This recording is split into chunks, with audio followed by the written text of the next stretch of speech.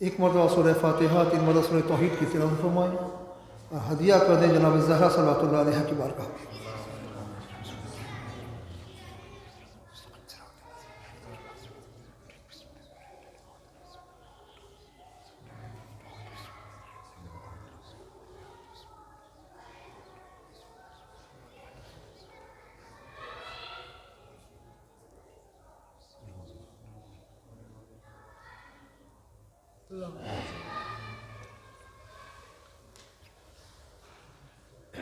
لا حول ولا قوة إلا بالله العلي العظيم۔ أعوذ بالله من الشيطان الرجيم۔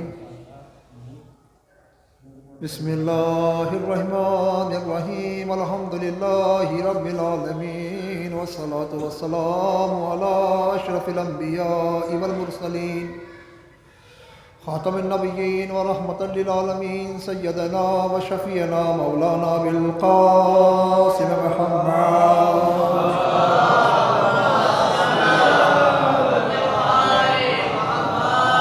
وآله الطيبين الطاهرين معصومين المظلومين، ولعنة الله على أعدائهم أجمعين۔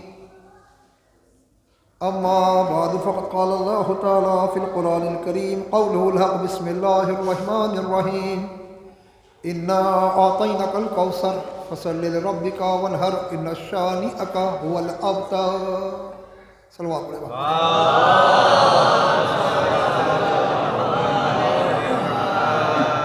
جناب محترم،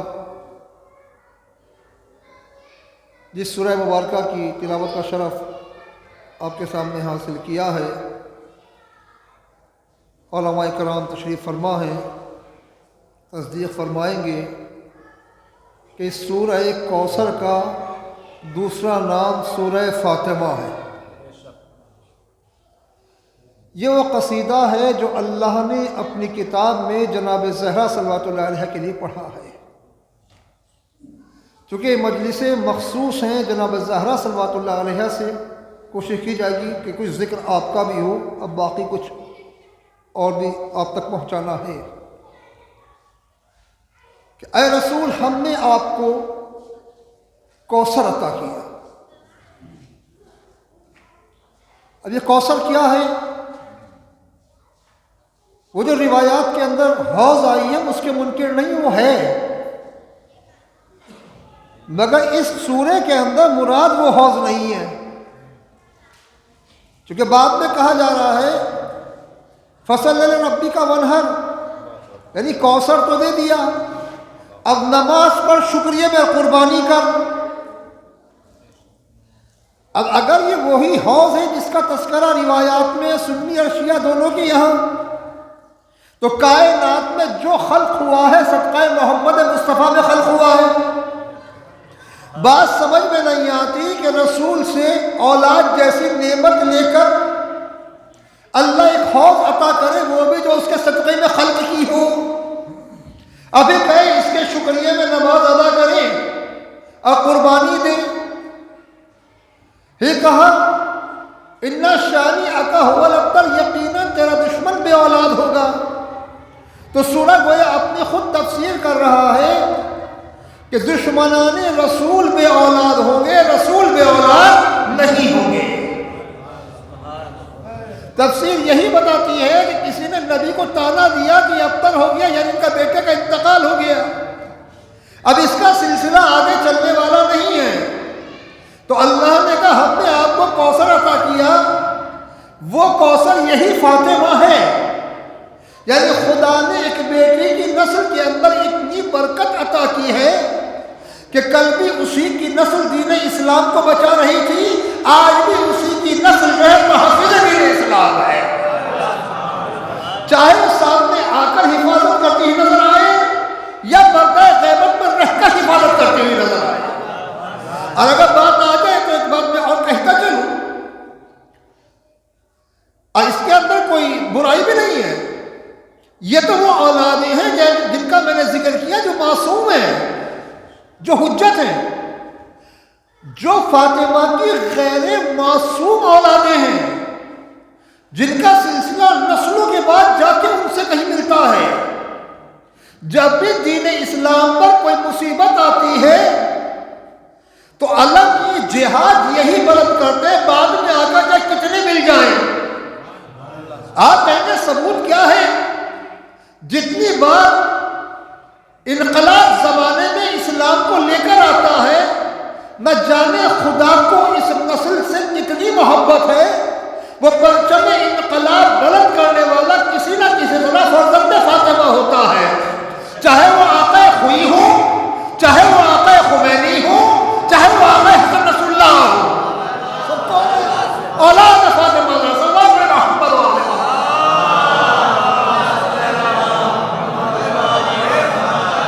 آج کے بھی اس دور میں آپ دیکھیں امریکہ کس سے کھٹا رہا ہے، وہ بھی فرزند فاطمہ ہے۔ اسرائیل کس سے گھبرا رہا ہے، وہ فرزند فاطمہ ہی تو ہے ایران کے اندر۔ کس سے گھبرا رہا ہے یورپ؟ فرزند فاطمہ سے۔ جب ایک فرزند کی ہیبت کا یہ عالم ہے جو غیر معصوم ہے، تو جب وہ فرزند آئے گا جو معصوم ہے، صاحب عصمت ہے، اس کی ہیبت کا عالم کیا ہوگا؟ یہ نائبین بتا رہے ہیں کہ دیکھو ابھی سے مقدمہ تیار ہو رہا ہے، پہچان لو کیا ہونے والا ہے، اس کو دیکھو۔ تو عرض کرنا کہ جناب زہرا کو اللہ نے کوثر کہا۔ کچھ فضیلتیں تو آپ کی وہ ہیں جو کسی نسبت سے ہیں۔ بنت رسول نسبت ہے نا رسول کی طرف، زوجہ امیر المومنین نسبت ہے امیر المومنین کی طرف، مادر حسنین نسبت ہے امام حسن امام حسین کی طرف۔ تو کچھ فضیلتیں تو وہ ہوتی ہیں جو نسبت کی بنیاد پہ مل جاتی ہیں، یعنی عالم دین کا بیٹا ضروری نہیں خود بھی عالم دین ہو، ایک شرف ہے عالم دین کا بیٹا ہے، یا ایک عالم دین کا باپ۔ مثلا ہو سکتا ہے کہ بیٹا جو ہے کچھ نہ ہو، باپ عالم دین ہو، یا مثال کے طور پر کسی اچھی اولاد کی ماں، تو ہو سکتا ہے ماں اتنی قابل نہ ہو، اولاد قابل ہو، شاید کسی رخ سے بات ہو جائے۔ یہ جتنی نسبتیں جناب زہرا کی ہیں، رسول کی بیٹی تو رسول کی وجہ سے عزت ہے، علی کی زوجہ تو علی کی وجہ سے عزت ہے، حسنین کی ماں بچوں کی وجہ سے عزت ہے۔ سوال یہ پیدا ہوتا فاطمہ خود کیا ہے؟ بھائی اپنی فضیلت کیا ہے؟ باپ مجتہد ہے تو بیٹا بھی تو مجتہد ہو۔ اب کہا جائے گا بھائی ان کی اپنی فضیلت بھی ہے کہ یہ مجتہد ہے، تو فاطمہ کیا ہے؟ پہلی بات تو یہ فاطمہ کی فضیلت یہ ہے کہ فاطمہ خود فاطمہ ہے۔ پہلی فضیلت یہ ہے کہ فاطمہ خود فاطمہ ہے۔ فاطمہ کا مطلب ہے اپنے چاہنے والوں کو آتش دوزخ سے نجات دلانے والی۔ فاطمہ کا مطلب ہے اپنے چاہنے والوں کو آتش دوزخ سے نجات دلانے والی، پناہ دینے والی۔ اور دوسری چیز کیا ہے؟ فاطمہ خاتون جنت ہے۔ فاطمہ خاتون جنت ہے۔ خاتون جنت اس بنیاد پہ نہیں کہ رسول کی بیٹی ہے۔ دوسرے مسلمانوں سے گفتگو کر سکتے ہیں، اگر رسول کی بیٹی ہونے کی بنیاد پر خاتون جنت ہے تو آپ تو کہتے ہیں رسول کی 3 بیٹیاں اور بھی تھیں، ان میں سے کوئی خاتون کیوں نہ بنی؟ پتہ چلا 3 اور تھی، فاطمہ اور تھی۔ ان کا مقام کچھ اور ہے، فاطمہ کا مقام کچھ اور ہے۔ سلوات پر محمد و آل محمد کا۔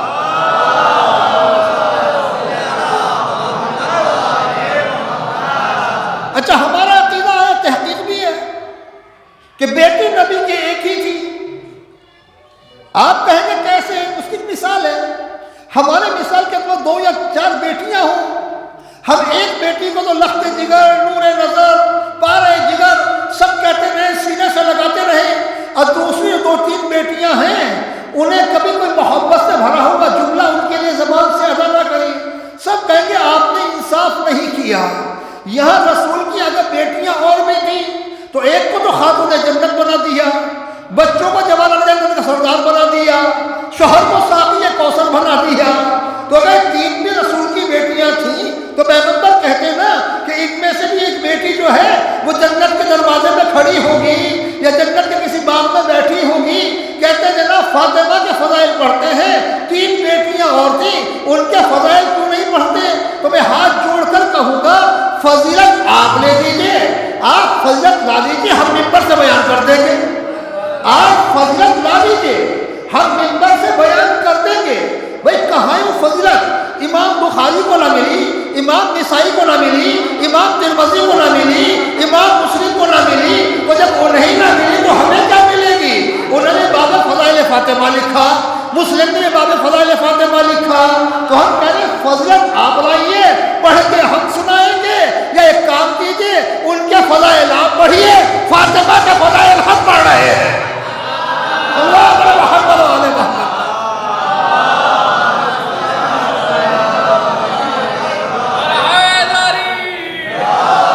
فاطمہ کے فضائل ہم پڑھ رہے ہیں۔ سبحان اللہ سبحان اللہ سبحان اللہ۔ میں اکثر کہتا ہوں، یہاں لگا ابھی دوبارہ کہہ دیتا، ثبوت ہے کہ بیٹی ایک تھی۔ کیا ثبوت ہے؟ مسلمانوں میں 3 قسم کے مہر ہیں جو رائج ہیں۔ ایک مہر تو وہی ہے جو آپ کی مرضی ہو، مہر بندھوا لیا کرو، 1 روپیہ بنوائیں، 10 روپے بنوائیں، 10 لاکھ بنوائیں، 10 ارب بنوائیں۔ ایک شرع محمدی ہے، اس میں بھی کوئی لمٹ نہیں ہے۔ اور ایک مہر فاطمہ ہے، 160 تولہ چاندی یا اس کی قیمت۔ اچھا یہ ہو سکتا ہے کہ ہمارے یہاں 160 تولہ ہو، ان کے یہاں کچھ بڑھی ہوئی ہو یا گھٹی ہوئی ہو، مگر مہر فاطمہ کا تصور ہے۔ آپ اتنے مسلمانوں کے یہاں شادی میں شرکت کرتے ہیں، ان کا مسلک چاہے جو بھی ہو، یا تو مہر اپنی مرضی سے بنتا ہے، یا مہر محمدی ہوتا ہے، یا مہر فاطمی ہوتا ہے۔ جب یہ 3 بیٹیاں رسول کی تھیں تو مہر تو ان کے بھی بندے ہوں گے نا۔ ایک کے نکاح میں 2 چلی گئی تو انہیں ذوالنورین بنا دیا، تو ان کا مہر شریعت میں کیوں داخل نہیں ہوا؟ جی مہر زینب ہوتا، مہر رقیہ ہوتا، یا تو مہر محمدی ہے یا مہر فاطمی ہے، جو دلیل ہے اس بات کی فاطمہ تنہا بیٹی تھی۔ صلی اللہ علیہ محمد علیہ محمد۔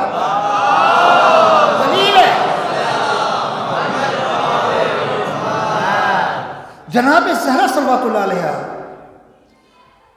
ابھی کچھ فضائل مجھے پیش کرنا، اس سے پہلے رک کے کچھ پیغام دینا، اور وہ پیغام یہ ہے کہ ہوشیار ہو جائیے، اس وقت سب سے بڑا خطرہ ہمیں اپنے سے ہے، اپنے سے ہے۔ ہماری صفوں کے اندر دشمن نے جو سیل لگائی ہے، اس وقت جتنے نازک دور سے ہم گزر رہے ہیں، خود میں جناب زہرا کو گواہ کر کے کہتا ہوں کوئی قوم اتنے نازک دور سے نہیں گزر رہی ہے۔ سوشل میڈیا پہ اگر آپ دیکھیں تو قیامت چھائی ہوئی ہے۔ جو مناظرہ کر کے آپ دوسروں کو قائل کرتے ہیں، وہابیت نے آپ کے بہت سے ملا خرید لیے ہیں، اب وہ وہی زبان بول رہے ہیں جو ان کی زبان ہے۔ ان کے سروں پر عمامے بھی ہیں، ان کے وزن زیادہ بھی ہیں، چہرے بھی ان کے بڑے بھاری ہیں، دہاڑی بھی بہت لمبی ہے، ظاہر میں ولی ہے، اندر دجال چھپا ہوا ہے۔ بات یہ ہے کہ کبھی کبھی دجال دیر میں دکھائی دیتا ہے، ہم بھی دھوکہ کھا جاتے ہیں، آپ بھی دھوکہ کھا جاتے ہیں۔ آپ نے کہا جناب سر پر امامہ ہے، آپ امامے کی توہین کر رہے ہیں، ہم امامے کی توہین نہیں کر رہے، امامہ ہمارے دل کی دھڑکن ہے، مگر امامہ جب دل کی دھڑکن ہے جب ایمان کے سر پر ہو، کیونکہ یہی امامہ ایمان کے سر پہ ہوتا ہے، یہی ابن زیاد کے سر کے اوپر ہوتا ہے۔ لباس کے چکر میں نہ آ جانا، کوئی لباس کے ذریعے ہمیں دھوکہ نہ دے دے، لباس کے ذریعے شخصیت کو نہ پہچاننا، کلام کے ذریعے شخصیت کو پہچاننا۔ اتنے لباس کے ذریعے دھوکہ کھایا نا تو کوفے والے ابن زیاد کو سید الشہداء سمجھ بیٹھے، جبکہ اس نے لباس پہنا تھا، اندر شیطان چھپا ہوا تھا۔ یہی معاملہ یہاں ہو رہا ہے۔ آپ دیکھیں، میں ممبر سے نام نہیں لے سکتا، پوری یوٹیوب کے اوپر باقاعدہ تقریریں بھری ہوئی ہیں۔ اب ہمارے یہاں ایسے عقائد بھی داخل کر دیے گئے ہیں کہ دیکھو امام جو ہیں وہ سنتے نہیں ہیں، یہ یا علی مدد کہنا یا نبی مدد کہنا جو ہے یہ سمجھ میں نہیں آتا، بلکہ جملے یہاں تک آ رہے ہیں کہ یہ سب شرک ہے، تم اللہ کے ساتھ شرک کر رہے ہو، فقط یا اللہ کہو، یا علی نہ کہنا، یا نبی نہ کہنا، اور وہ سر پر امامے بھی ہیں، دوش پر ردائے بھی ہیں، اس طرح کی گفتگو ہو رہی ہے۔ تو عزیزوں، آپ کا تعلق، ہمارا تعلق اس قوم سے ہے کہ سب رسول کی بزم میں بیٹھتے تھے، سب ایک کلاس میں بیٹھتے تھے، سب کا لباس ایک تھا، سب کی کلاس ایک تھی، مگر ہم نے پھر پہچان لیا رہبر کون ہے اور رہزن کون ہے۔ کہے سے پہچانا، اس کے عمل سے پہچانا، اس کے زبان سے پہچانا، اس کے کلام سے پہچانا۔ یہ جو آوازیں آ رہی ہیں کہ یا علی کہنا شرک ہے، تو نعوذ باللہ صدیوں سے جو ہمارے بزرگ تھے، کیا وہ نعوذ باللہ مشرک تھے؟ کیا وہ شرک کرتے ہوئے مر گئے؟ ارے نا، خدا سمجھ کے پکارو گے تو شرک ہے، بندہ سمجھ کے پکارو گے تو ایمان ہے۔ اگر بندہ سمجھ کے پکارو گے تو ایمان ہے۔ آپ کہاں کہاں سے لفظیہ ہٹاؤ گے کہ وہ نہیں سنتے؟ جب آپ زیارت وارثہ پڑھو گے، السلام علیکہ یا ابا عبداللہ، سلام آپ پر اے عبداللہ کے باپ، السلام علیکہ یا ابن رسول اللہ، سلام آپ پر اے رسول اللہ کے بیٹے۔ تو یا کسے کہتے ہیں؟ علماء موجود ہیں، جو سن رہا ہو، جو موجود ہو۔ میں کہوں یا زید، تو اس کا مطلب زید میری آواز کو سن رہا ہے۔ ہم ندا دے کر بتا رہے ہیں، اچھا ہم نے امام نے زیارت تعلیم کی ہے کہ جس کی زیارت ہم ان کلمات کے ذریعے کر رہے ہیں، وہ حکم خدا سے سنتا بھی ہے، دیکھتا بھی ہے۔ کوئی سی زیارت آپ پڑھ لیں، وہ حکم خدا سے سنتا بھی ہے اور حکم خدا سے دیکھتا بھی ہے۔ اب ایک آواز اور آ رہی ہے کہ جناب مفاتی جو ہے یہ کوئی معتبر کتاب نہیں ہے، اس کے اندر بہت زیادہ جو ہے ضعیف مواد جمع کیا گیا ہے۔ تو جب جھگڑا پیدا ہو جائے نا، سر پر امامے رکھ رکھ کے لوگ جھوٹ بولنا شروع کر دیں، تو ضرورت ہے کسی ایسے مرجع کی طرف پلٹنے کی جس کی بات حجت ہو، جسے کوئی انکار نہ کر سکے۔ مثلا ایک چھوٹا سا گلی میں بیٹھنے والا ڈاکٹر اگر کچھ اعلان کرے کہ یہ دوا فائدہ مند ہے یا نقصان دہ ہے، تو ایم ڈی ڈاکٹر اس کا فیصلہ کر دے گا کہ دیکھیں یہ دوا نقصان دہ ہے یا فائدہ مند ہے۔ اگر کوئی اس کی بات سے ٹکرائے گا تو جاہل کہلائے گا۔ اب وہ مولوی چاہے پاکستان میں ہو، چاہے وہ مولوی ہندوستان میں ہو، کہیں بھی ہو، جس کی بات مرجع وقت سے ٹکرا جائے وہ جاہل کہلائے گا۔ مفاد الجنان کیا ہے؟ امام خمینی کی کتاب ہے سیر و سلوک، اس کے اندر ایک عبارت ہے مفاد الجنان کے بارے میں، فرماتے ہیں مفاد الجنان انسان بناتی ہے، مفاد الجنان انسان بناتی ہے۔ تو اتنے بڑے فقیہ نے جب فیصلہ کر دیا کہ مفاد الجنان انسان بناتی ہے، تو اب اس میں جو کچھ ہے وہ انسانی بناتا ہے، چاہے وہ زیارت وارثہ ہو، چاہے وہ زیارت جامعہ ہو، چاہے وہ زیارت عاشورہ ہو، جو کچھ اس میں ہے وہ انسان بنانے کے لیے ہے۔ ان زیارتوں کا مخالف حیوان ہو سکتا ہے، انسان نہیں ہو سکتا۔ سلوات بڑے محمد آل محمد۔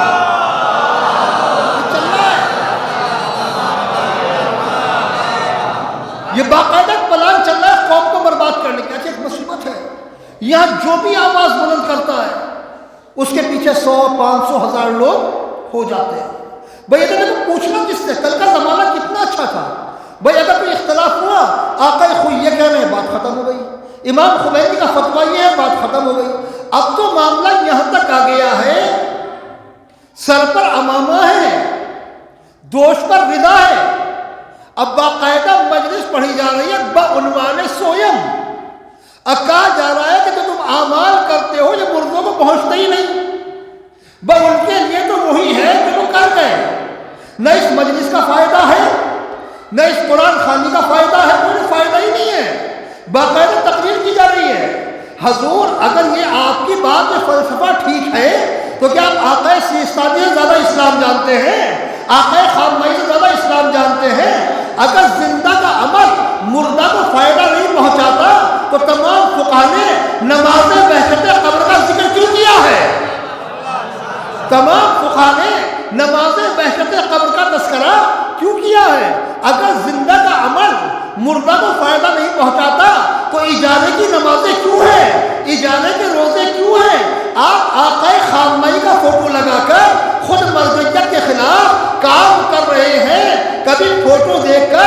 دھوکہ نہ کھانا. کبھی فوٹو کے نام پہ دھوکہ دیا جاتا ہے, کبھی صحابیت کے نام پہ دھوکہ دیا جاتا ہے. صلوات علی محمد و آل محمد.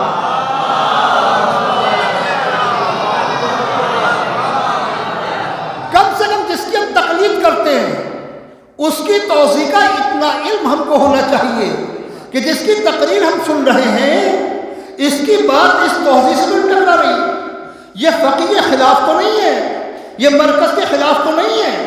اگر اس سے ٹکرا جائے تو نہ کوئی امامہ معتبر ہے نہ کوئی شیروانی معتبر ہے, اور اگر اس کے مطابق ہے تو چاہے بیچارہ معمولی لباس پہنے ہوئے ہے, بس بات معتبر ہے. لباس سے بات معتبر نہیں ہوتی, مطابق قرآن و سنت ہو تو بات معتبر ہوتی ہے.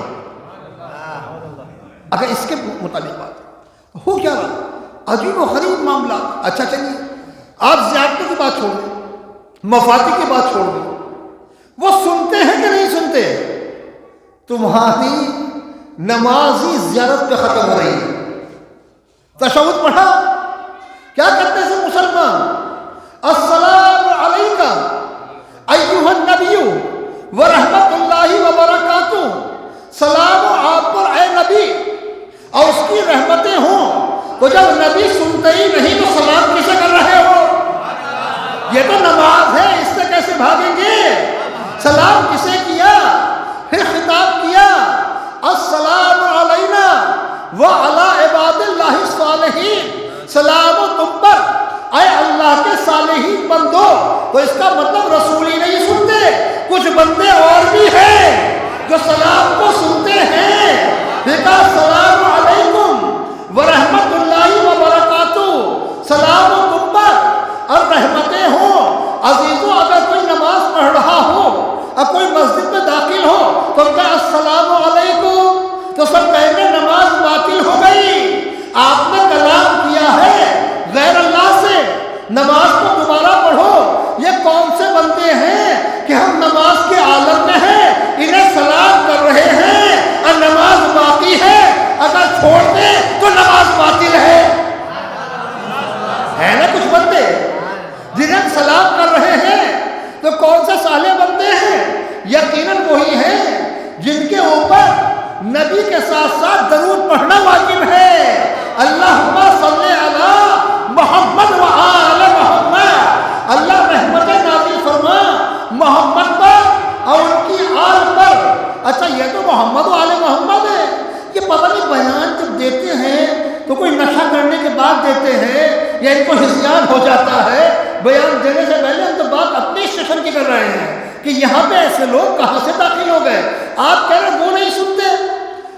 ہمارے مردے جو قبرستانوں میں دفن ہیں صدیوں سے, جن کی ہڈیاں بوسیدہ ہو گئی ہیں, تو ہم کیا کرتے ہیں وہاں جا کر السلام علیکم یا اہل القبور, یا السلام علیکم یا اہل الدیار.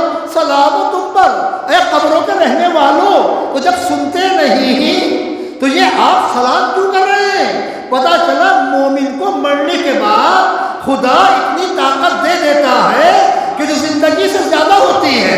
مثال کے طور پر شہدائے رہے خدا تو زندہ ہے, اگر ان کی جان لے کر خدا اس سے اچھا بدل نہ دے تو اس نے کیا دیا؟ اگر یہ آنکھیں لے کر اس سے اچھی آنکھیں نہ دے تو خدا نے کیا دیا؟ موت جو ہے نا وہ نقص کا نام نہیں ہے. موت جو ہے وہ منزل نقص سے منزل کمال کی طرف سفر کا نام ہے. کیسے؟ یہ بدن ایک بوجھ ہے, مجھے کربلا جانا ہے, اس کو پہلے اٹھائیں گے, یہاں سے کسی رکشہ پہ رکھیں گے, پھر کسی بس کا سہارا لیں گے, پھر جہاز میں رکھیں گے, پھر کہیں جا کے جہاز نجف اترے گا یا بغداد اترے گا. مگر موت نام ہے انسان کی اس ترقی کا کہ ادھر یہ روح نام کا پرندہ اس بدن کے پنجرے سے آزاد ہوا. اب وہ نہ رکشہ کا محتاج ہے نہ جہاز کا محتاج ہے. اگر اعمال اچھے ہیں, جب چاہے کربلا چلا جائے, جب چاہے نجف چلا جائے, جب چاہے مکہ چلا جائے, جب چاہے مدینہ چلا جائے. سلوات بڑے محمد والے محمد.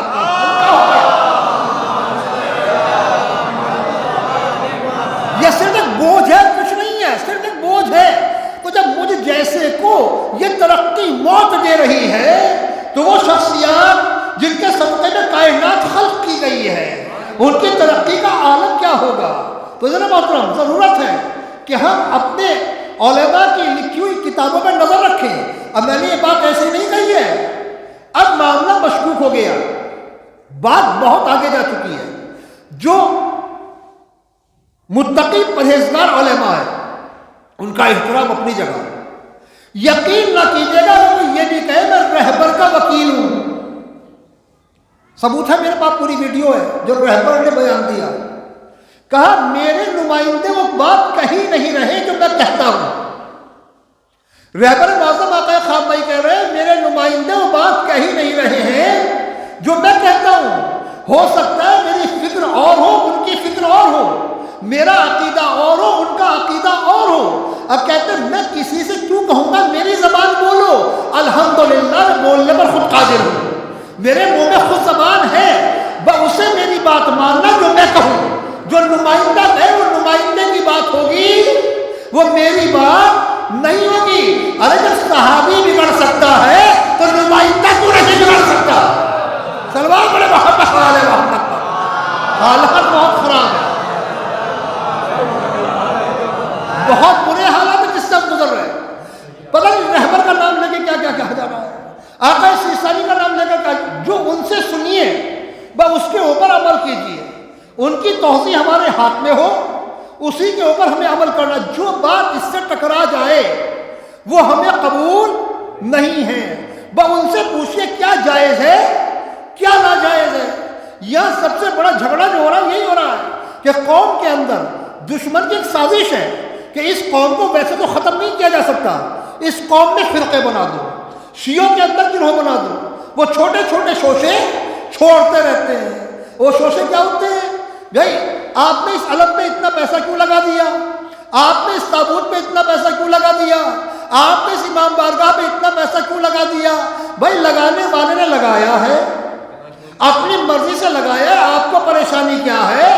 آپ ہمیں اپنا فتویٰ بیان نہ کریں، ہمیں فقیہ کا فتویٰ لا کے دیں۔ فقیہ کا فتویٰ یہ کبھی لا ہی نہیں سکتے کیونکہ ان کی فکر اور ہے، فقیہ کی فکر اور ہے۔ صلوات پڑھیں محمد والے محمد پر۔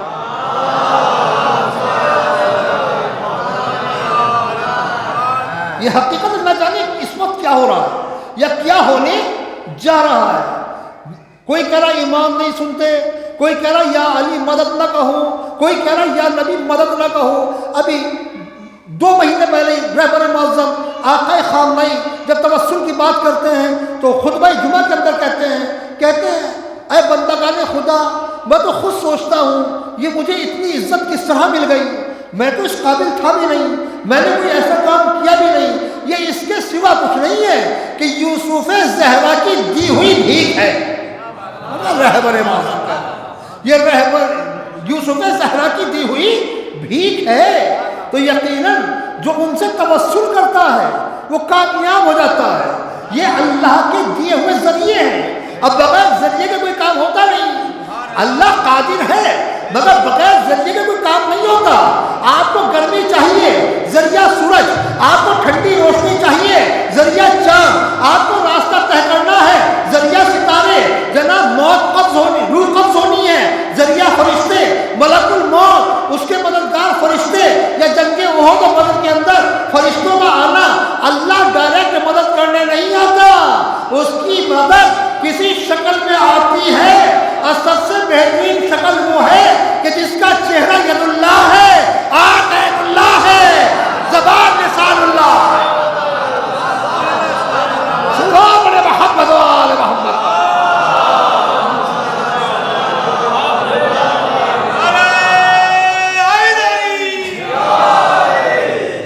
ایک سلام علی محمد و آل محمد۔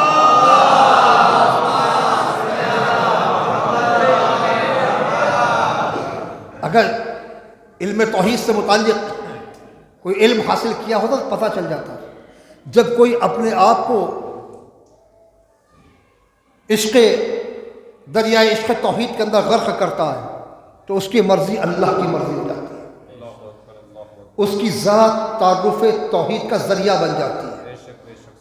یہ جو فقط ایک آواز آتی ہے اللہ اللہ اللہ، بس اللہ، یہ ایک سعودی عرب سے ہے جو مال سپلائی ہو رہا ہے، دین ان سے نہ لو، دین قرآن سے لو۔ قرآن کے اندر جہاں اللہ کی توحید ہے وہی آدم کا تذکرہ بھی ہے۔ شیطان نے اللہ کو سجدے سے منع نہیں کیا، یعنی یہ نہیں کہا میں تجھے سجدہ نہیں کروں گا، اس سے پہلے بھی کر چکا تھا، کرنے کو تیار بھی تھا، بات آدم کے سجدے پر تھی، کہا اس کو نہیں کروں گا تجھ کو کروں گا۔ اب پریشانی یہ ہوئی کہ اس نے اپنے آپ کو افضل کہہ دیا، کس سے؟ جناب آدم سے۔ کہا یہ خاک سے ہے، اب میں آگ سے ہوں۔ آج کا ابلیس یہ کہتا ہے ہم بھی بشر ہیں، محمد والے محمد بھی بشر ہیں۔ وہ کل ابلیس کہہ رہا تھا میں تجھے سجدہ کرنے کو تیار ہوں، اس کو سجدہ نہیں کروں گا۔ اگر ابلیس کو آپ قرآن کی آیتوں میں ڈھونڈے نا، سب سے پہلا وہابی اس کائنات میں ابلیس ہے۔ وہ کہتا تھا اللہ کو سجدہ کروں گا، اللہ کو مانوں گا، دوسرے کو نہیں مانوں گا۔ مگر اللہ نے قانون دیا، اللہ نے ایک ضابطہ دیا، اللہ نے کہا خالص توحید اس کا نام نہیں کہ فقط اللہ کو مانو، خالص توحید اس کا نام ہے اللہ کو بھی مانو اور جسے اللہ منوائے اس کو بھی مانو۔ یہ خالص توحید میں کام نہیں چلے گا، آدم کے آگے تمہیں جھکنا پڑے گا۔ نہ جانے کون کون سے عقائد ہیں آج خود ہمارے اندر، باقاعدہ یہ سوال جوان ہماری جوان کر رہے ہیں کہ مولانا بتائیے یا علی کہنا شرک تو نہیں ہے؟ نعوذ باللہ، علی کا نام تو شرک کو جڑ سے اکھاڑ کے دیتا ہے۔ علی کا نام کہاں سے شرک ہو گیا؟ امام حسین کو پکارنا کہاں سے شرک ہو گیا؟ جناب زہرا کو پکارنا کہاں سے شرک ہو گیا؟ کیا آپ شیخ عباس قمی سے بھی زیادہ اسلام جانتے ہیں؟ کیا آپ آقا سیستانی سے زیادہ اسلام جانتے ہیں؟ کیا آپ آقا خامنہئی سے زیادہ اسلام جانتے ہیں؟ کیا آپ تو دعائے توسل کو نہیں پڑھا؟ آپ کہاں کھو کے رہ گئے ہیں؟ مسجد جب قرآن میں تو پڑھی جا رہی ہے، نہ جانے یہ کون سا اسلام آ گیا۔ تو ہوشیار رہیے کوئی ہمارے ایمان کے اوپر ڈاکہ نہ ڈال لے۔ آل محمد کیسے سنتے ہیں؟ اس کی ایک چھوٹی سی مثال، آیت اللہ شیخ بہجت اللہ کی رحمتیں ہوں آپ پر، ان سے ایک جوان گفتگو کر رہا تھا اور اس کو کہیں سے شیطان نے شبہ پیدا کر دیا، کہتا آقا جو ہم امام زمانہ کو پکارتے ہیں کیا امام زمانہ سنتے ہیں؟ تو آیت اللہ بہجت نے بڑی محبت سے اس کے چہرے کی طرف دیکھا، چونکہ سوالی کو جھڑکا نہیں جاتا، کہا بیٹا یہ بتاؤ اس پر تو یقین ہے نا جو آپ نے مجھ سے کہا وہ میں نے سن لیا؟ کہا بالکل یقین ہے۔ کہا بس یہ جانو کہ جو تم نے کہا ہے اس سے پہلے کہ میں نے سنا وقت کے امام نے سن لیا ہے، کیونکہ سننے والے وہ ہیں، سنانے والا اللہ ہے۔ سننے والے وہ ہیں، سنانے والا جو ہے وہ اللہ کی ذات ہے۔ وہ اللہ کے اتنا قریب ہیں کہ اگر زیارت جامع کبیرہ کو پڑھیں اللہ آپ کو حشر میں بھی نہیں دکھائی دے گا، بلکہ وہاں بھی جو فیصلہ کر رہے ہوں گے وہ محمد و آل محمد کر رہے ہوں گے۔ فیصلہ ان کا ہوگا، منسوب اللہ کی طرف ہوگا، کیونکہ یہ لسان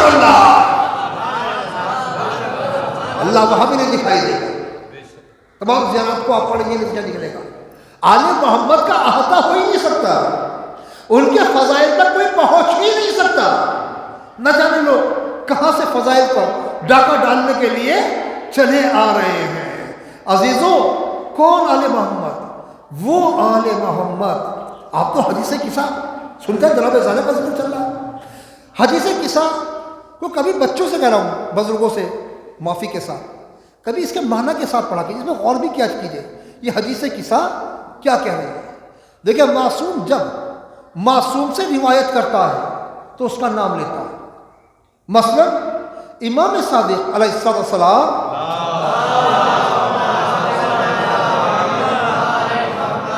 جب اپنے پدر بزرگوار سے کوئی روایت کرتے کہتے ہیں میرے بابا امام محمد باقر نے یہ فرمایا۔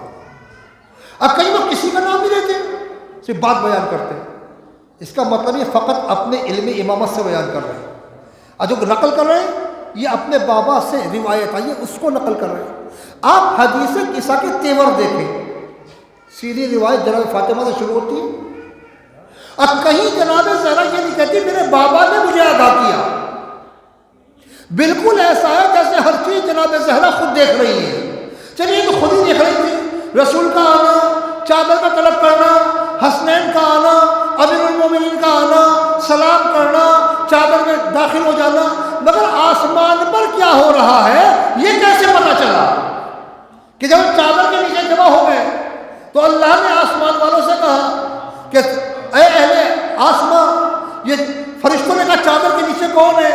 کہا کہ فاطمہ ہیں، ان کے باپ ہیں، ان کے شوہر۔ یہ اللہ کی گفتگو فرشتوں سے جناب فاطمہ نقل کر رہی ہے، یہ نہیں کہتی کہ میرے بابا نے بتایا، کیونکہ رسول نے کہا فاطمہ میرا جز ہے، جز وہی ہوتا ہے جہاں کل ہوتا ہے۔ اس کا مطلب جو نبی دیکھ رہے تھے وہی فاطمہ دیکھ رہی تھی۔ نہ جبرائیل آنکھوں سے چھپے ہوئے تھے، نہ وہ آسمان آنکھوں سے چھپا ہوا تھا، نہ گفتگو آنکھوں سے چھپی ہوئی تھی، سب کچھ جناب زہرا کے سامنے تھا، چونکہ نبی کا جز ہے۔ کون؟ فاطمہ، وہ فاطمہ جن کے لیے آپ نے فرش عزا بچھایا۔ اتنا کہتے چلے کہ جب بھی جناب زہرا کا تذکرہ کریں تو کبھی باغ فدق نہ کہا کریں، یہ بھی دشمن کی سازش ہے۔ باغ فدق، اگر باغ کا جھگڑا ہوتا نا، کبھی حکومت نہ رکھتی، اگر 1000 2000 بیگھے کا باغ ہوتا تو دے دیتے۔ مسئلہ کچھ اور ہے، باغ فدق نہیں ہے، جاگیر فدق ہے۔ ایک اتنا بڑا علاقہ تھا فدق جس سے گورنمنٹ چل سکتی تھی، جس سے حکومت چل سکتی تھی۔ مثلا جب پہلے خلیفہ نے یہ علاقہ فدق جناب زہرا کے نام لکھ کر دے دیا تو آنے والے وقت کے خلیفہ نے آ کر اس کو پھاڑا۔ کہا تم اسے پھاڑ رہے، اس کو پھاڑ کے کہتے ہیں اگر تم یہ دے دو گے تو حکومت کیسے چلے گی؟ پتہ چلا فدق کو غصب اس لیے کیا گیا تھا کہ اگر یہ آل محمد کے پاس رہ گیا تو اس سے ملٹری بھی تیار ہو سکتی ہے، لشکر بھی تیار ہو سکتا ہے، حکومت بھی تشکیل پا سکتی ہے۔ اور ہر ظالم حکومت یہی کرتی ہے، پہلے ذرائع انکم کو بند کر دیتی ہے۔ تو پہلے اس کو بند کیا گیا کہ آل محمد کہیں بھی مالی حکومت نہ پا سکے، اس مال کو وہی اپنے قبضے کے اندر لے لیا گیا۔ اچھا سوال یہ پیدا ہوتا ہے کہ جناب زہرا کو جب دربار میں بلایا گیا اور جناب زہرا گئی ہیں، بلکہ آپ روایات میں باقاعدہ ملتا ہے روایات کے اندر کہ ہاشمی عورتوں کے ساتھ گئی ہیں، آگے بھی عورتیں ہیں اور پیچھے بھی عورتیں ہیں۔ اور اس میں کہتے ہیں یہ اہتمام تھا کہ جناب زہرا چاہتی تھی کہ میرے نشان قدم بھی کسی کے سامنے بے پردہ نہ ہو، میں آگے بڑھتی رہوں، عورتیں ان کو مٹاتی رہیں۔ جہاں آج آپ جالیے دیکھتے ہیں نا رسول کے روزے میں، یہی ایک چادر کھینچی گئی تھی اور یہیں سے کھڑے ہو کر جناب فاطمہ نے اپنے حق کا دعویٰ کیا تھا۔ یہاں سب سے بڑا کام کیا ہوا کہ فاطمہ تو کھڑی ہوئی ہے اور حاکم بیٹھا ہوا ہے، جبکہ اگر حاکم مسلمان ہوتا تو سنت رسول پر عمل کرتا، کیونکہ جب فاطمہ آتی تھی تو دیکھ کر رسول کھڑے ہو جاتے تھے۔ یہ حاکم جو بیٹھا ہے نا، یہ بیٹھ کے فاطمہ کی توہین نہیں کر رہا ہے، اپنے کفر کا اعلان کر رہا ہے۔ سلام علی محمد و آل محمد۔ سنت رسول ہے کہ جب آئی فاطمہ، پیغمبر ان کو دیکھ کر کھڑے ہو جاتے تھے۔ ایسے یہ شیعہ علماء کہتے ہیں کہ فاطمہ کو دیکھ کے نبی نہیں کھڑے ہوتے تھے، انبیاء کا مجمع کھڑا ہو جاتا تھا۔ آگے فاطمہ یہ بیٹھے ہوئے ہیں اور اس کے بعد یہ کہنا گواہ لاؤ، گواہ پیش کرو۔ گواہ کس سے لے رہے ہو؟ جسے پیغمبر نے اپنا جز کہا۔ فاطمہ سے گواہ طلب کرنا نبی سے گواہ طلب کرنا ہے، اور نبی سے گواہ طلب کرنا اللہ سے گواہ طلب کرنا ہے۔ فاطمہ کی صداقت میں شک نبی کی صداقت میں شک ہے، اور جسے نبی کی صداقت میں شک ہو وہ کافر ہے۔ فاطمہ سے گواہ مانگنے والوں، فاطمہ گواہ پیش کر دے تو خاتون جنت، اور نہ پیش کرے تو خاتون جنت، پیش کر دے تو جزو رسول، نہ پیش کرے تو جزو رسول۔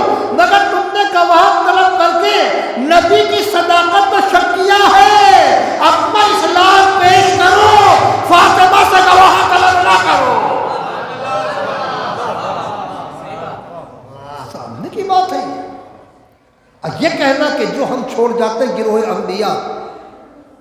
وہ صدقہ ہوتا ہے۔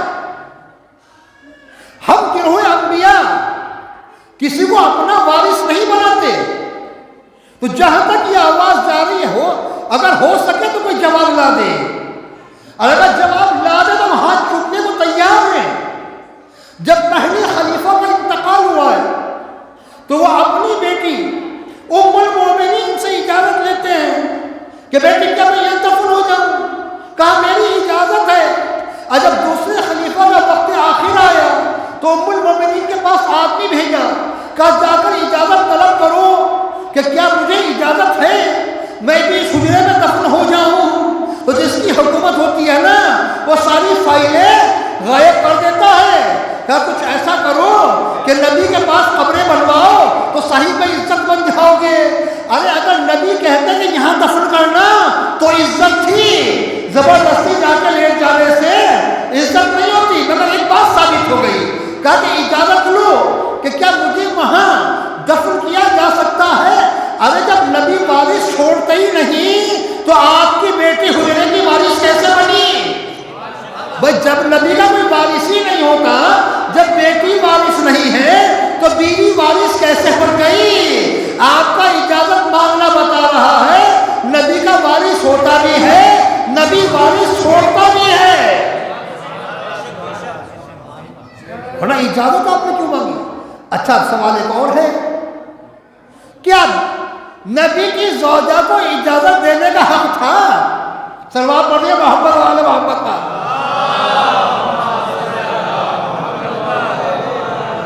اگر ایک شخص کے دو بیٹے انتقال کر جائے، پراپرٹی دو حصوں میں تقسیم ہو جائے گی، آدھائی سے آدھائی سے۔ اگر ایک بیٹا ایک بیٹی ہے، دوہرا لڑکے کو اکہرا لڑکی کو، اگر فقط وارث ایک لڑکی ہے تو سارا حق کس کا ہے؟ لڑکی کا ہے۔ اب یہ جو رسول نے حجرے چھوڑے، یہ بعد رسول کس کے ہیں؟ رسول کی بیٹی موجود ہے نا۔ کہ ازواج کا کیا ہے؟ زوجہ مکان میں حصہ نہیں پاتی، ملبے کے اندر 1 روپے میں 25 پیسے پاتی ہے، اور آج کے دور میں ملبہ اٹھانے کا پیسہ دینا پڑتا ہے، ملبہ بکتا نہیں ہے۔ وہ اس زمانے میں جو حجرہ تھا اس کا جو ملبہ تھا اس کے 1 روپے میں 25 پیسے کے حصے دار تھی، حجرے کی مالک فاطمہ تھی۔ سلوات پڑھیں محمد والے محمد کا۔ قرآن کے روح فیصلہ کیجئے نا۔ حجرے کی ملکہ جو تھی وہ جناب فاطمہ زہرا صلوات اللہ علیہ کیسے فیصلے کیا ہوا بعد رسول؟ حقیقت یہی ہے کہ تاریخ نے منظر دیکھا ہے کہ جس گھر پر آ کے رسول سلام کرتے ہیں اس گھر کے اوپر یہ پہلی دہشت گردانہ دھمکی تھی کہ شاید فاطمہ سوچ رہی تھی کہ مجھے کوئی پرسہ دینے آئے گا۔ آپ کہتے کوفے والے بے وفا تھے؟ نہیں، آل محمد کے معاملے میں تو چند لوگ ہی با ایمان تھے، باقی بے حیا ہو چکے تھے۔ یہ فاطمہ کے گھر میں مجمع چڑھ رہا تھا نا، یہ مدینے کے بے حیا اپنی چھتوں پہ کھڑے ہو کے دکھ رہے تھے، بس چند لوگ تھے جو فاطمہ کے گھر میں تھے، ورنہ اتنا معاملہ ہو جائے کہ فاطمہ کے گھر میں آگ لگ جائے کوئی نہ بولے۔ علامہ شبلی نوری نے لکھا ہے، باقاعدہ لکھا ہے کہ دروازے پر جانا دھمکی دینا، اور جناب زہرا کا یہ کہنا اس میں حسنین بھی ہیں کہ ان سمیت جلا دیں گے، ہم حسنین کی بھی فکر نہیں کریں گے، جبکہ وہ دروازہ ہے جس کے لیے پیغمبر نے کہا تھا سب کے دروازے بند کر دو، یا تو میرا دروازہ کھلے گا یا علی کا دروازہ۔ اگر کسی پر غسل واجب ہے اس مسجد میں قدم نہیں رکھ سکتا، یا تو میں یا علی۔ کل یہ زمانہ تھا کہ اپنی طہارت کا ثبوت دینے کے لیے پورے مسجد نبوی کے صحن کو کراس کر کے تب در فاطمہ تک پہنچتے تھے۔ آج آگ لے کر آئے ہیں، یہ در فاطمہ نہیں جل رہا تھا، یہ اسلام کا دامن جل رہا تھا، یہ آبروئے دین جل رہی تھی، یہ حجرہ پیغمبر جل رہا تھا، یہ کہیے یہ خانہ کعبہ کا دروازہ جل رہا تھا،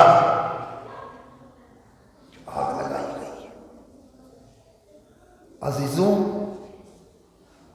یقین منزل مسائل میں آ چکا ہوں کہ ایک جملہ میں دیتا چلوں گا، ان لوگوں کی سزا کیا تھی؟ میرے ذہن میں اس وقت نام نہیں آ رہا ہے، جو لوگ اس کے قائل ہیں نا کہ رسول کی 3 بیٹیاں اور تھیں، ان میں ایک نام آتا ہے جناب زینب بنت رسول۔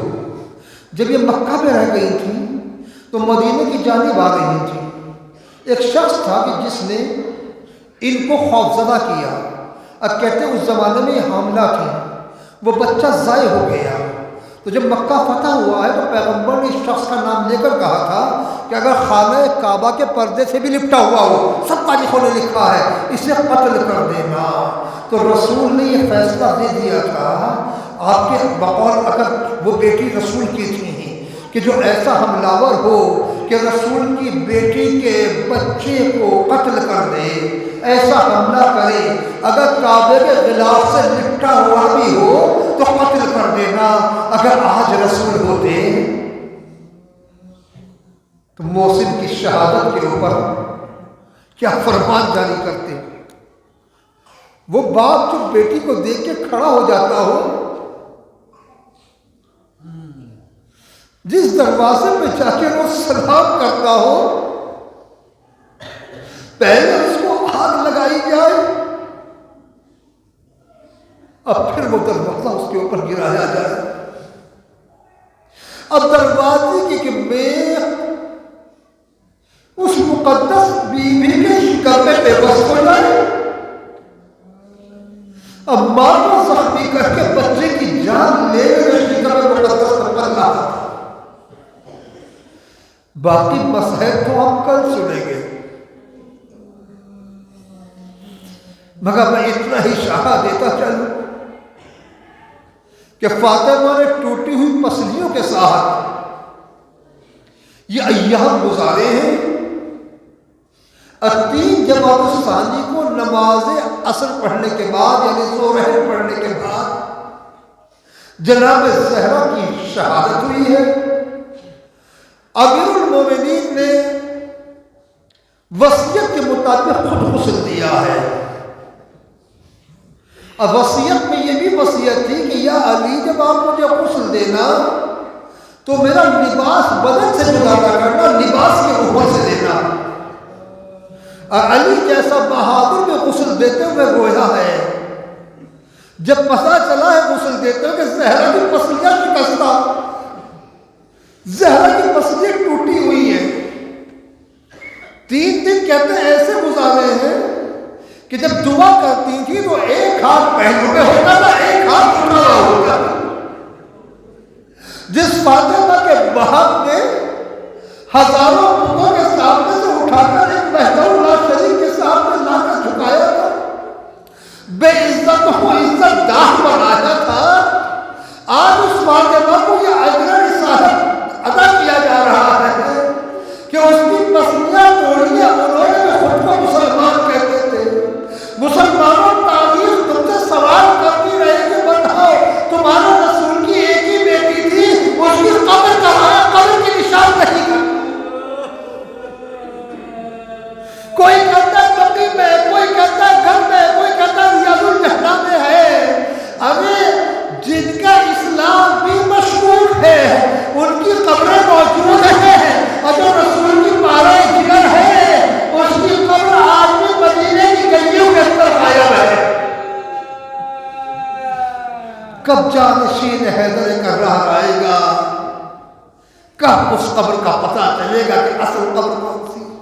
جو بقی میں آپ دیکھتے ہیں یہ مشکوک معاملہ ہے، یہ تو جناب زہرا کی ہے یا جناب فاطمہ بنت اسد کی؟ مشکوک ہے معاملہ، خدا جانتا ہے ان تینوں جگہ میں سے فاطمہ کا۔ مگر عزیزو، فاطمہ وصیت کرتی ہے کہ جب میرا جنازہ اٹھانا تو اس پر گہوارہ رکھنا، کیوں؟ جس سے میرا قد و قامت کہیں پتہ نہ چلے۔ یعنی وہ خوش نصیب جو جنازے میں شرکت کرنے کا جن کو شرف حاصل ہوا ہے وہ بھی قد و قامت الحقیقہ جب بچے رخصت ہو رہے تھے تو جناب زینب جب رخصت ہونے کے لیے آئی کہا اماں فضا بابا علی سے کہہ دو ذرا ہٹ جائے۔ یہ روایات بتاتی ہے کہ زینب کے پردے کا عالم یہ تھا کہ باپ کے سامنے بھی آتی ہوئی شرماتی تھی۔ علی ہٹے ہیں تو زینب ماں کا دیدار کرنے آئی ہے۔ میں کہوں گا شہزادی ارے یہ تو باپ ہے، تم ماں کا دیدار کرنے آئی ہو۔ اے بی بی آپ ساتھ تھی نا جب جناب فاطمہ دربار خلافت میں گئی تھی، اور آپ ساتھ کھڑی ہوئی رو رہی تھی کہ میری ماں کو دربار میں آنا پڑا۔ اے بی بی آپ کا امتحان بڑا عظیم ہے۔ بی بی کم سے کم جناب فاطمہ دربار میں گئی تو دربار تو آپ کے بابا کا ہے، مسجد نبوی ہے۔ ارے بنی ہاشم کی عورتیں ساتھ تھے، چادر کھینچی گئی، مگر بی بی آپ کا امتحان تو یہ ہے آج بابا کے سامنے آپ بھی شرما رہی ہو۔ ارے عصر عاشوراء جب ردا چھنے گی، پشت پر ریکے نیزہ چبھائی جائے گی، اونٹ پر بٹھایا جائے گا، شبر ملعون روکے نیزہ چبھا کر کہے گا ہاں نہیں زینب، یہ زینب ہے۔ ابھی بھی جہاں لے جایا جائے گا نا وہ مسجد نبوی نہیں ہوگی، ابن زیاد کا ناپاک دربار ہوگا، محمد کی نواسیاں ہوگی، کبھی شرابی یزید کا دربار ہوگا اور محمد کی نواسیاں ہوگی۔ اے بی بی یہاں آتے ہیں شرماتی ہے۔ ارے ابھی تو وہ منظر بھی دیکھنا ہے کہ جب شام کے اندر دربار کی آئینہ بندی ہو رہی تھی تو بیویوں کو ایسی جگہ روکا جہاں کنیزیں فروخت ہوتی تھی۔ ایک بار سیدہ سجاد نے پوچھا یہ بازار کیسا ہے؟ کہا یہاں کنیزیں فروخت ہوتی ہے، تاریخ میں پورا مرثیہ ہے۔ امام سجاد نے سر میں ماتم کیا اور رخ کیا مدینے کی جانب، کہا اے ملائکۃ رسول اللہ آپ پر میرا سلام۔ اور دیکھیے یہ کیسے کلمہ گو ہے، آپ کی بیٹیوں کو ایسے بازار میں لا کر کھڑا کیا ہے جہاں کنیزیں فروخت ہوتی ہے۔ انا للہ و انا الیہ راجعون۔ یا اللہ یا اللہ یا اللہ یا اللہ یا اللہ یا اللہ یا اللہ یا اللہ۔ پالنے والے بحق پہلو شکستہ جناب زہرا صلوات اللہ علیہ ہماری اس مجلس کو قبول فرما، پالنے والے ہماری ایمان و عقائد کی حفاظت فرما، پالنے والے تجھے محمد والے محمد کا واسطہ علماء سو کے شر سے اپنی حفظ و امان میں رکھ، پالنے والے تجھے محمد والے محمد کا واسطہ علماء ربانی کی مدد امداد فرما، پالنے والے تجھے محمد و آل محمد کا واسطہ جہاں جہاں مومنین مومنات آباد حضرت کی جان کی مال کی عزت و آبرو کی حفاظت فرما، پرچم اسلام کو سربلند فرما، مقامات مقدسہ کی حفاظت فرما، پالنے والے تجھے محمد و آل محمد کا واسطہ اپنی حجت کے ظہور سے پہلے ہماری زندگی کو اتنا طول دے دے کہ ہم بقی میں روزے کی تعمیر ہوتے ہوئے اپنی آنکھوں سے دیکھیں، پالنے والے تجھے محمد و آل محمد کا واسطہ وقت کا یزید ابن زیاد پسر سعد، امریکہ اسرائیل اس کے اتحادی اور یہ موجودہ سعودی حکومت جس نے تیرے حبیب کی قبر پر بھی اندھیرا کیا ہوا ہے، اب بقی میں بھی اندھیرا کیا ہوا ہے، ان کا زوال ہماری آنکھوں سے ہمیں دکھا دے، پالنے والے تجھے محمد و آل محمد کا واسطہ ہمارے بے روزگاروں کو روزگار عطا فرما، صاحبان روزگار کے روزگار میں خیر و برکت عطا فرما، پالنے والے تجھے محمد و آل محمد کا واسطہ ہماری مساجد امام بارگاہوں کو آباد فرما، پالنے والے تجھے محمد و آل محمد کا واسطہ رہبر معظم آقا سیستانی ان سب کے مقامات کو بلند سے بلند فرما، پالنے والے مراجع کرام کی حفاظت فرما، پالنے والے تجھے محمد و آل محمد کا واسطہ ہمارے ایمان کے عقائد کی حفاظت فرما، پالنے والے تجھے محمد و آل محمد کا واسطہ اپنی حجت کے ظہور میں تعجیل فرما، ہم کو ان سب میں شمار فرما۔